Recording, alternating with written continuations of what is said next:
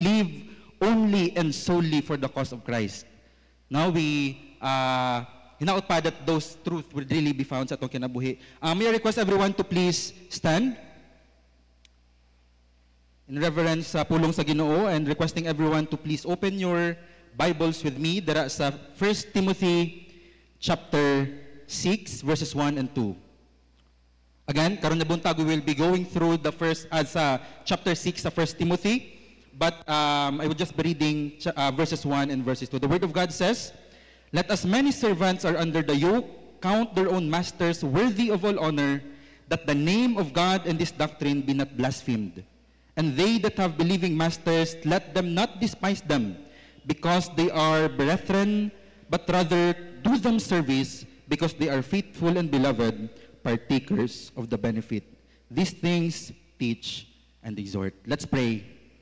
Our Father in heaven, we are so grateful sa imuha Ginoo karon na buntag for allowing us Ginoo not only Ginoo nga makakanta, but to listen Ginoo to this wonderful truth that we are to live for your cause and your cause alone. And while it's true Ginoo that we, all of us Ginoo nga naa diri karon have different states sa kinabuhi, different calling, different vocations, but one thing is for sure, O gracious Father, that all of those things, despite of our positions, despite of our works, are to be done only and solely Ginoo for your cause. Whether it be Ginoo, if gihatagan nimo kami og public Ginoo nga platform, or may it be Ginoo sa ginagmay and even sa among family Ginoo nga mga platform nga makaserve kami.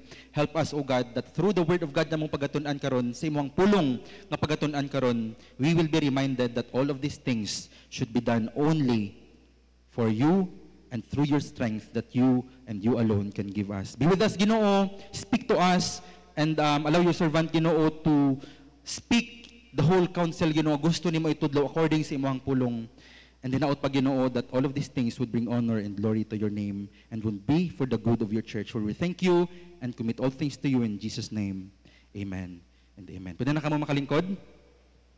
Now the title of our message karon nga buntag is in connection sa topic that we are going through karon nga bulan, and that is on the topic of work and profession. Now for sa previous nga mga Sundays, I think that was the last time nakawali ko sa prayer meeting, we have emphasized and we have established nga ang work that we have right now is God's gift. Okay? So whether you are a politician, whether you are a mother, full-time mother, mga full-time parents, full-time grandparents, full-time nga workers dere, we have understood natun-an nato that all of these things, whether you of course student man ka, whatever status or unsa man ang ginabuhat mo karon, you should remember that that is a gift from God. Now because usahay we tend to compare whatever things we have, oy ngano siya ingani iyang work, ngano siya ingani, ngano mas dako iyang ma-earn, ngani ako agamay lang. I'm so thankful sa Ginoo, and of course between sa ako ang wife, ang line na gihatag sa Ginoo sa iya is na siya sa business. And of course ako diri sa church, but we look at it as not something na dapat mag-contradict, but as something na dapat mag-complement. Okay? That whatever, again, work that you have right now, whatever skill that the Lord has given you, may it be used dili lang for your own personal nga benefit, but for the glory of God. Okay? That is why the title of our message karon nga buntag is Worship, Witness, and the Workplace. Now, because wherever the Lord has kung asa man kagibutang sa Ginoo, always remember nga gibutang niya ka diha with and for a purpose.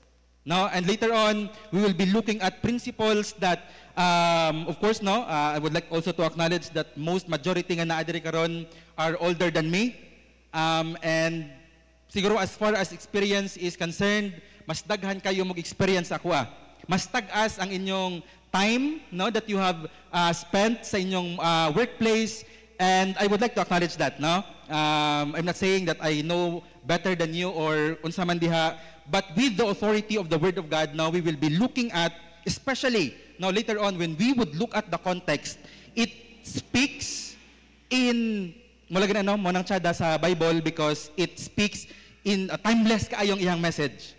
So bisan pilang imong edad, unsa man ang status nimo sa imong kinabuhi, it's the same. The message is relevant no matter what the time is, no matter what the generation is nga naa karon, and even kung unsa again ang status nga naa sa atuang kinabuhi, the Word of God will always be relevant. And you know, of course, when we, again, as I have said Janina, we have to acknowledge that whatever things that we have right now is from God.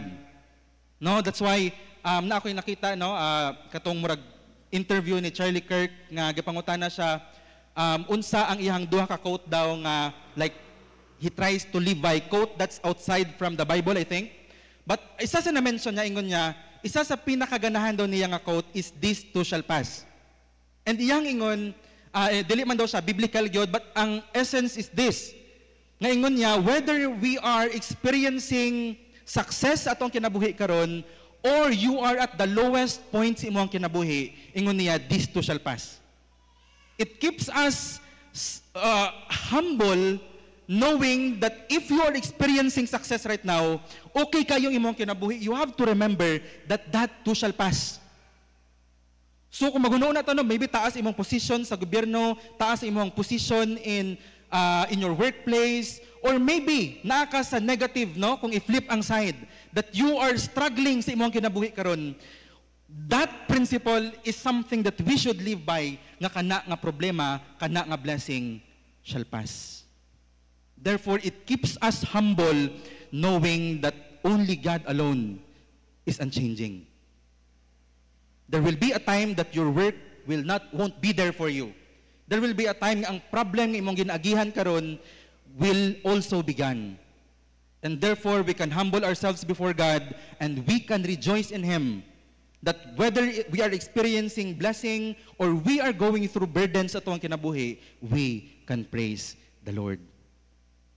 No? So somehow kanang abutang it will humble us. And again, I have to acknowledge, no, I have to emphasize this because it's very important nga masabtan nato. Again, all of us diri karon have different vocations. Dili tanan pastor, dili tanan deacon, dili tanan teacher, dili tanan doktor, dili tanan nurse, dili tanan business people, and dili tanan full-time parents, dili tanan full-time grandparents. But we have to ask ourselves, okay? We have to consider, no, nga unsaon nato nga despite of our diverse vocation, despite of our different vocations, different callings, unsaon nato as one body sa Ginoo nga mag-unite ta, no, in such a way that we are to edify the body of Christ. Of course, no, ingon dira sa 1 Corinthians that we are the body of Christ. And each body has to function in such a way nga kung giunsa siya sa Ginoo pag-design. And again, as I've said Janina, despite of our differences, difference in work, difference in status, different in experience in life, different giftings gikan sa Ginoo, we are to act as one body in such a way nga dili lang nga mag-glorify ang Ginoo, but that the church would also grow and be edified. No? And of course, in light sa ato ang topic karon nga buntag, we should also answer the question, what should be our priorities as believers in the marketplace and the family, which should be a uniting factor, no, as body with different functions and roles. Unsa dapat ang priority nato when we would look at the Word of God, no, so that mag-unite ta and we would have one direction nga kung asa ta padulong. Now, this is the beauty about the letter ni Apostle Paul kang Timothy, no? That this letter is teaching us what a church should look like. Okay? No, it gives us specific details sa kung unsaon nato pagdeal gikan sa mga young people, young men, no, kay young men man ang gi-mention dito, from young men pag-abot sa men, women, older men, actually mas specific yun, no? Like unsaon pag-deal sa men, no? Unsa dapat ang buhaton sa mga women? Unsa dapat ang buhaton nato towards our older men. Okay? And of course, I think mas taas ang verses nga gisulti dira about our widows. Mauna ka specific si Apostle Paul. And that's mo lagi na nausahay, we tend to look at the letter of the Apostle Paul to Timothy, ang 1 and 2 Timothy until kang Titus, as something nga dapat sa mga pastor lang. And yeah, that's true. No, it gives us specific details sa kung unsa dapat ang pastor, unsa dapat ang work sa usa ka pastor, but we need to look at it from the perspective that the Apostle Paul is writing it to Timothy and dapat nga i-relay niya sa tibuok nga simbahan. No? Mula gina no, that it's not just telling us ang 1 Timothy until kang Titus is not just about what a good pastor should be, but also it also nagapresent pod siya kung unsa dapat ang sakto nga church membership. Muna no, as I have said kanina, it speaks sa mga elder, it speaks sa mga young mga people, it speaks sa mga widows. That is why, as I have said kanina, the letter of as a 1 Timothy is very relevant, especially karon sa atua. No, how should we both maybe non-working ka, no? Or maybe you are full-time worker. No? Wala siya difference because it teaches us how to act in this world, in this fallen world, despite sa kung unsa ang imuhang work. And that is why, no, I think ang isa pod sa issue nga gisulti dara nga gidil ni Apostle Paul is because there are false teachers who is teaching different doctrines. And malagan si Apostle Paul, no, when he talks about heresies, when he talks about false teachers, murag lahi gyud ang iyang tone. No, he is speaking from tone nga murang kanang rebuke bitaw, no? And can you imagine, Timothy is a young pastor during the time. And you are living in a culture nga dapat kung younger ka, you have to respect the older ones. But how would you do that when those who are older than you, specifically yung Apostle Paul, is teaching something that is directly against the Word of God? And maybe nag-abot na po sa point nga si Timothy is very discouraged. Saan na ako ni Paul? How should I deal with these false teachers? They are, big people. They are people nga dili bitaw joke ng mga tao. Muna, but ingon ni Apostle Paul sa iya, you should live in such a way that you will be an example to these people. Malaga na nga dako po ang emphasis ni Apostle Paul about ingon niya nga in the end times people will be living directly against the Word of God. And how should we as a church live as light and salt that God has called us to be? Of course, no, isa sa pinaka-famous siguro nga verse diri sa 1 Timothy is God's desire that all people should know the Lord Jesus Christ. That all should know the truth. No, and later on, it's very important because, when you are in the workplace, the first thing that we need to really look at, no, the principle, I think this principle is applicable for everyone. Okay? And always makarisulti sa mga bata sa likod, no, sa junior worship nga, every time bitaw na ako'y matagbo nga unbeliever, the first thing that comes up in my mind is this verse. That God desires all men to be saved and to come unto the knowledge of the truth. So no matter kung kinsa man ang imong mamit sa dalan, in your workplace, or bisan asa, we need to always remember that God desires that those people would also know the truth, and that the truth is in the word and the person of the Lord Jesus Christ. No, so mo nang gibasa nato ganina. No, so the first thing that we will see, the first principle that we will see as we go through sa 1 Timothy chapter 6, because again it's being spoken in the church, in the context of the church. So whether you are a parent, whether you are a grandparent, whether you unsa man ang imong edad, unsa man ang imong, whether you are a slave or you are a master, whether you are an employee or you are an employer, this principle or these principles that we will be looking at karon na buntag is applicable for all of us. The first thing that we will see is that godly reputation is more important than good revenue. Now, we have to also acknowledge now that, of course, the main reason nga nung gawork ta, nga nung we try to earn money is because, of course, to provide for our family, to buy the things that we want to buy. And those things are not necessarily bad. But if that's the motivation sa imuhang pagwork, if that's the motivation nga nung you want to earn something, then something is wrong. Okay? If you are more concerned sa kung unsa kadako ang imuhang sweldo, unsa ang imuhang ma-earn, rather than your reputation, something is wrong.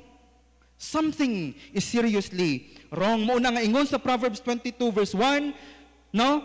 That we are to desire a good name rather than to desire good riches or riches.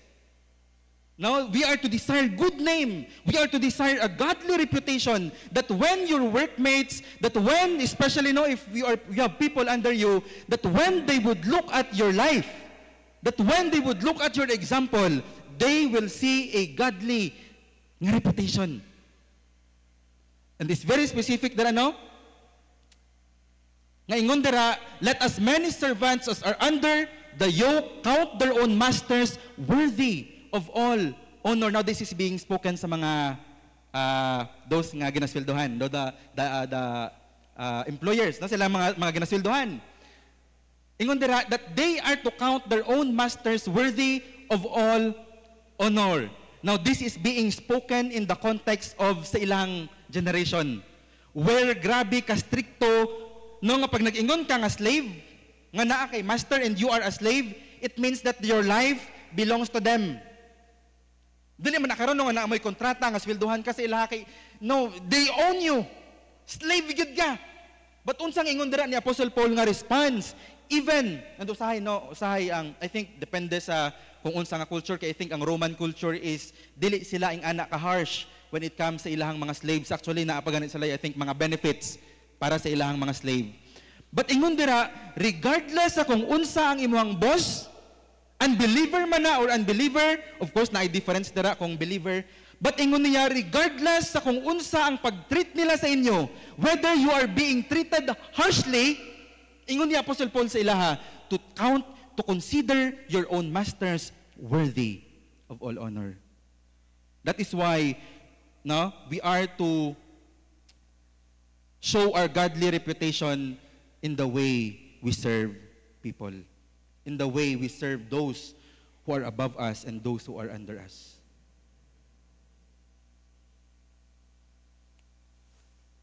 Muna ang emphasize dira ang next nga part, ingon niya, and they that have believing masters, let them not despise them because they are brethren. Now this is in sa virtue nga sa pagpalangga, paghigugma sa Ginoo sa ato, we are to respect especially the Christians nga mga bossing nato, nga those who are who God has given the position nga mag-serve ta sa ilaha.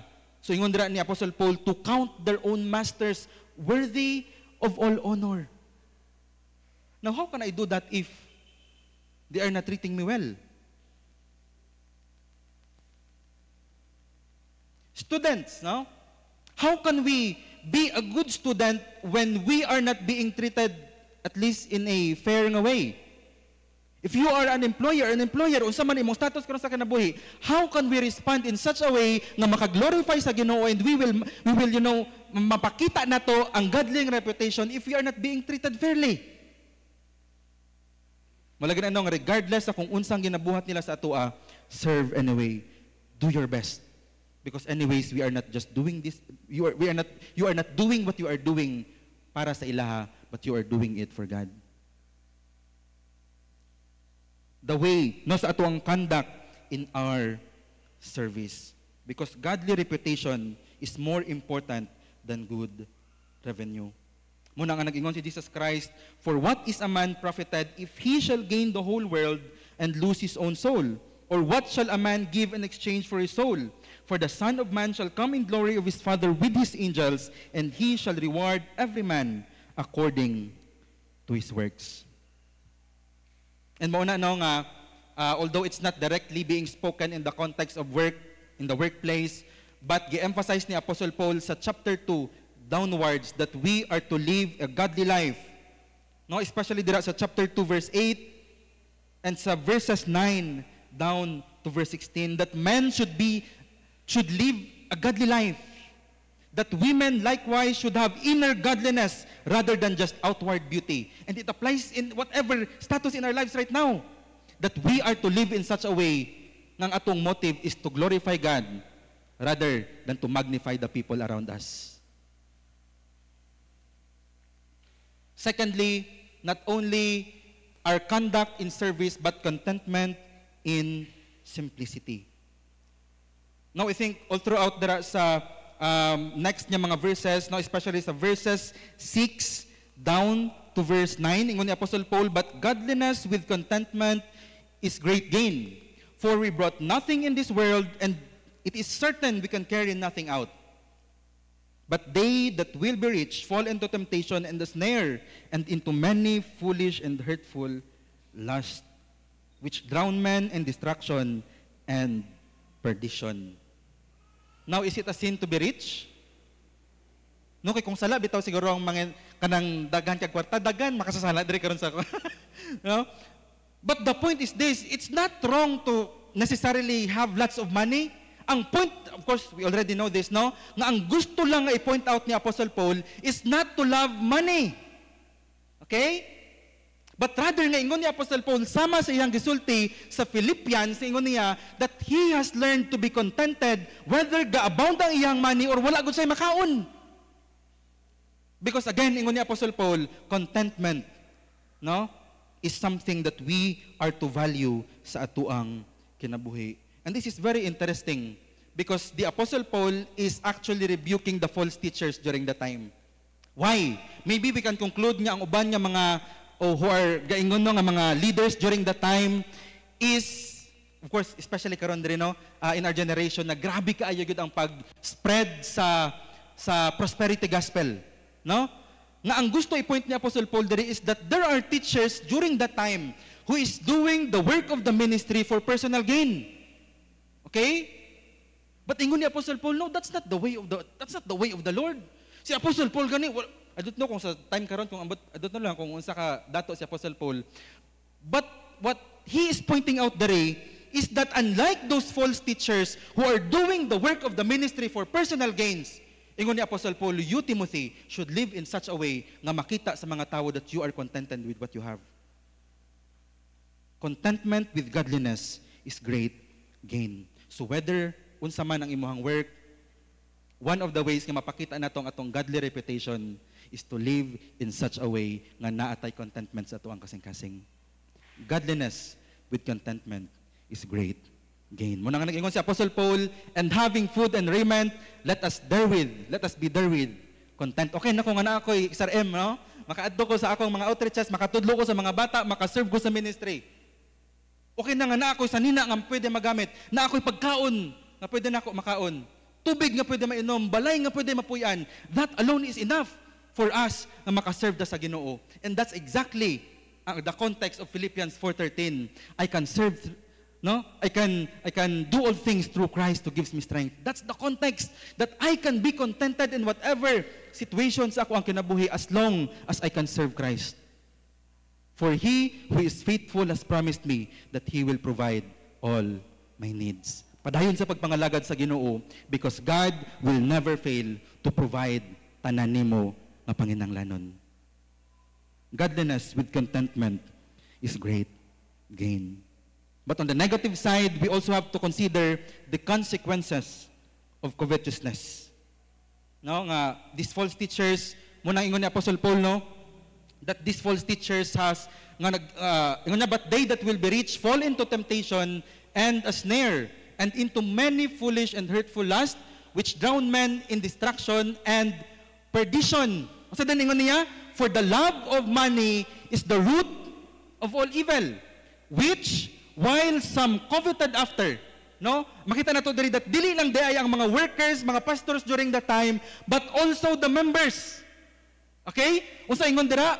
Na some of them, because grabe ang ilang desire, they love their money, they love their riches more than God. Unsa natabo sila? They have erred from the faith and pierced themselves through with many sorrows. Again, it's not wrong to have money. It's not wrong to desire nga makaprovide ka sa imong family. But when you love money more than God, that is the danger. Either mag-compromise ka or mag-fully yun, mag-backslide yun ya.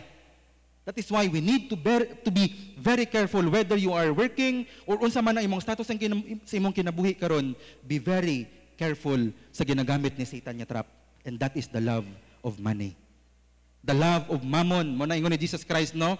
That we cannot serve God and money. You only have to choose one. Isa ra gyud ang choices nga dapat makaglorify sa Ginoo. Conduct in service in the way we serve, contentment in simplicity, and consequences if we will love money more than God. Next, ang makita nato diri sa pulong sa Ginoo on verses 11 and 12 is pursuing God's will is better than this godless world. No nga nung godless world ang akong gibutang. Isa sa gisulti dira ni Apostle Paul, I think sa chapter 4, is giingon niya that in the perilous times, sa end times, okay, there will be a widespread sensuality. No? That people will live and will lean more and more sa worldliness rather than leaning on the Word of God. Muna nung, dili na ta makuratan if there will be problems nga magtunga. Dili lang diri sa simbahan, but in our society, actually, it's already existing right now. Know that instead of pursuing the things nga mga wala pulos, ingon ni Apostle Paul, we are to prioritize the things that would magnify and glorify God.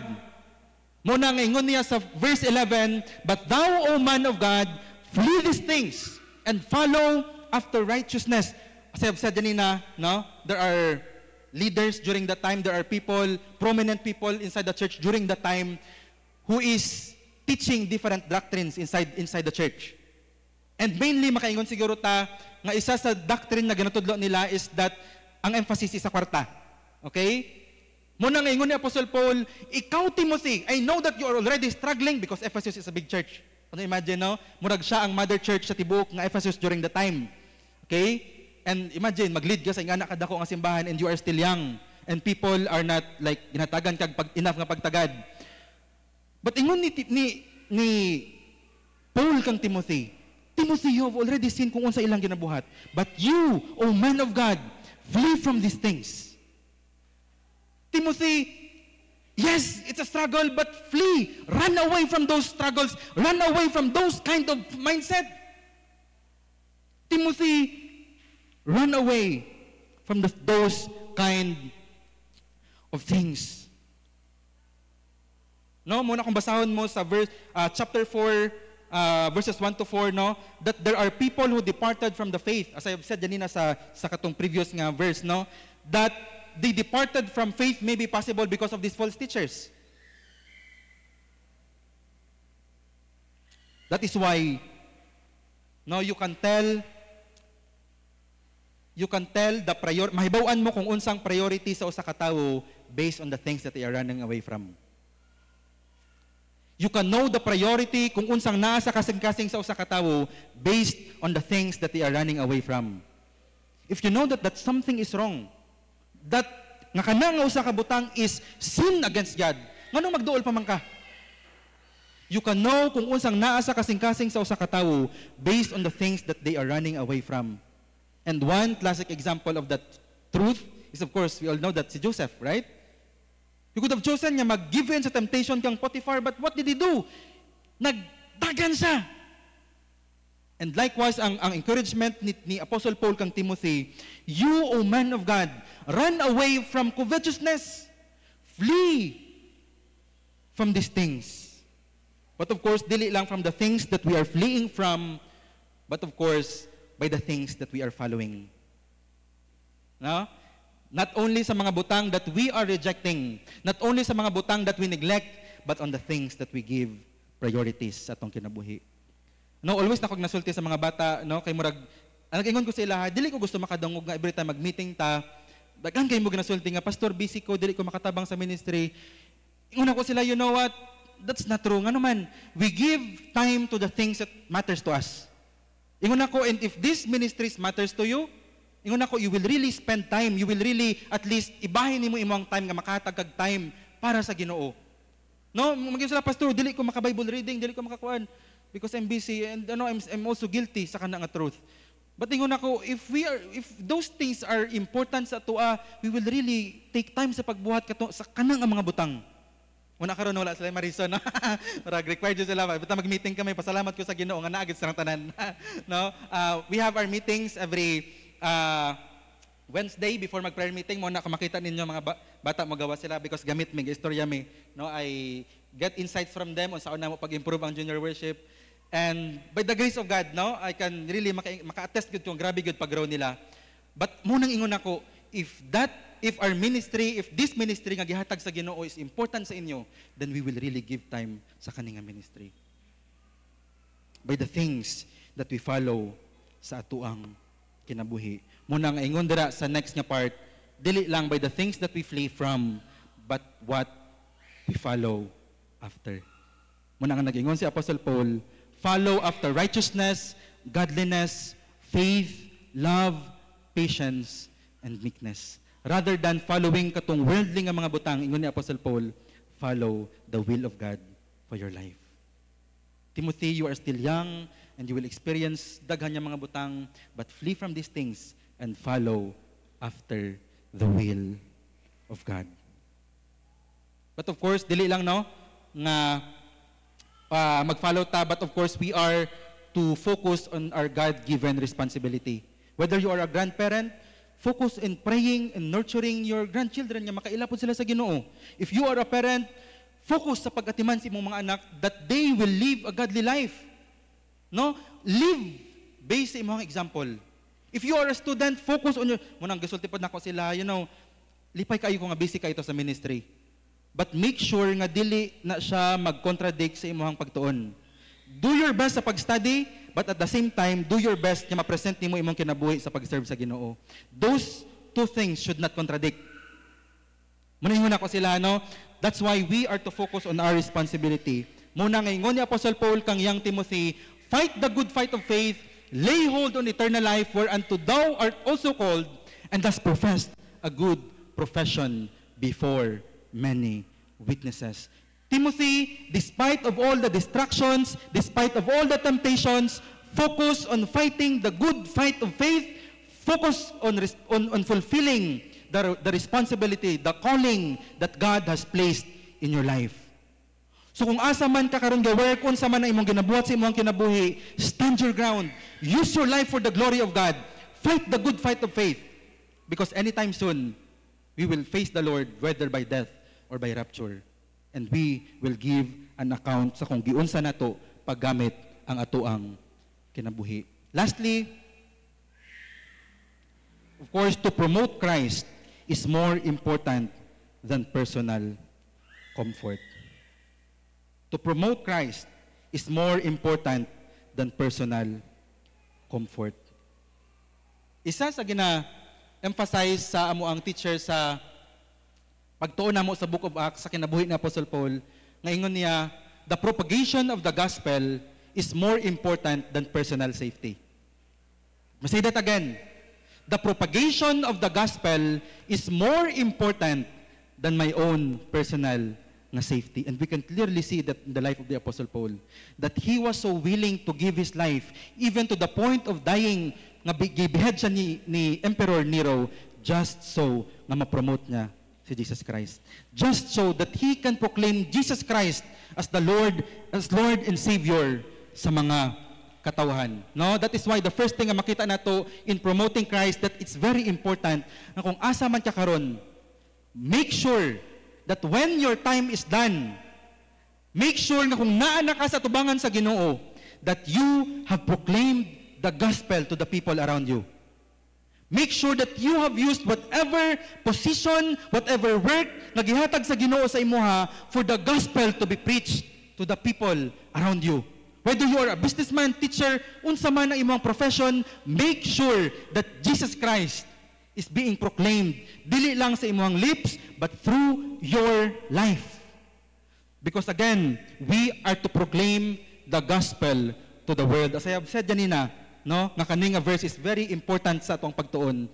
Kaya naman, God's desire, nga kung asa man ta karon, whether you are a student or unsa man ang imong work, that all men should come to the knowledge of the truth, and that God desires for everyone nga makadawat sila sa kaluwasan na imuhang nadawat. So how are you doing sa imong calling nga gihatag sa Ginoo sa imuha? Are you using it nga ma-proclaim ang gospel, or you are just using it for your own personal benefit?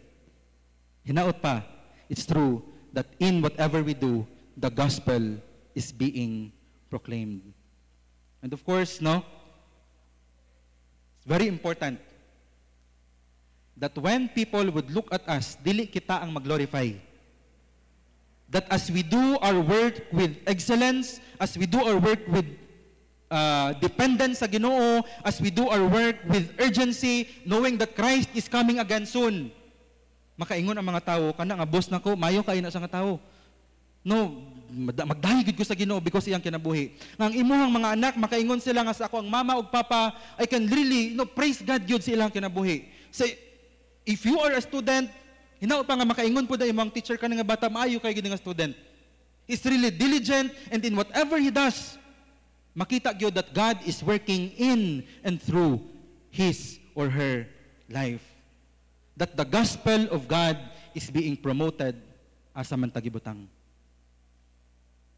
So how are you doing sa imong kinabuhi karon?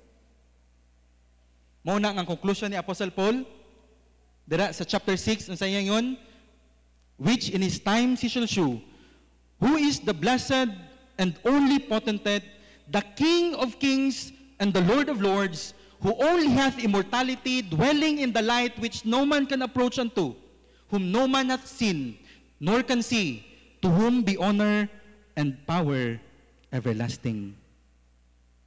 If the people around us would look at our lives, makaingon ka sila, or can they conclude with doxology, sama sa gisulti ni Apostle Paul? Makasulti ka sila ani? Hopefully, by the grace of God, we will strive to be the people that God has called us to be.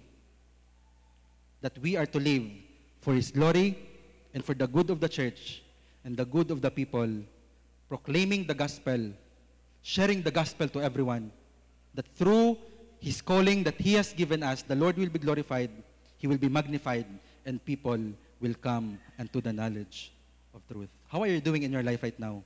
Ikaw rin ang mga makatubag. And if whatever conclusion that you have right now, hinaot pa, no? That we will respond in such a way na positive, of course, no? And that we will respond in such a way that we will be obedient sa kabubuton sa Ginoo. Let's pray. Our Father in heaven, we thank you for this wonderful truth that truly, Ginoo, you have given us this wonderful privilege to worship, but at the same time, Ginoo, to worship, to witness people sa mga katawhan, Ginoo, in our workplace. And again, Ginoo, regardless of our differences in status, in work, in calling, in vocation, we pray, I pray, Ginoo, it is our desire there is a Bethel Baptist Church, that you would allow us, Ginoo, that your glory will shine through us, and that more and more people will get to know, will come to know Jesus Christ as their Lord and Savior. Lord, tabangi kami. For we do acknowledge that apart from you, we can do nothing. But at the same time, Ginoo, we are being encouraged by the truth that we can do all things, especially obedience dira sa imuha, through Christ who gives us strength. Lord, wala gud may marison sa imuha.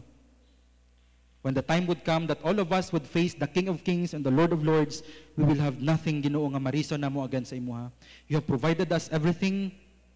Tabangi lang kami, Ginoo, to do our part. Give us the grace, Ginoo, nga mabuhat namo ang work that you have given sa amoa. To do it with grace, to do it with excellence, to do it with dependence, and to do it with urgency, knowing, Ginoo, that you are coming anytime soon. We thank you, Father, and we bring you back all the glory in Jesus' name. Amen and amen.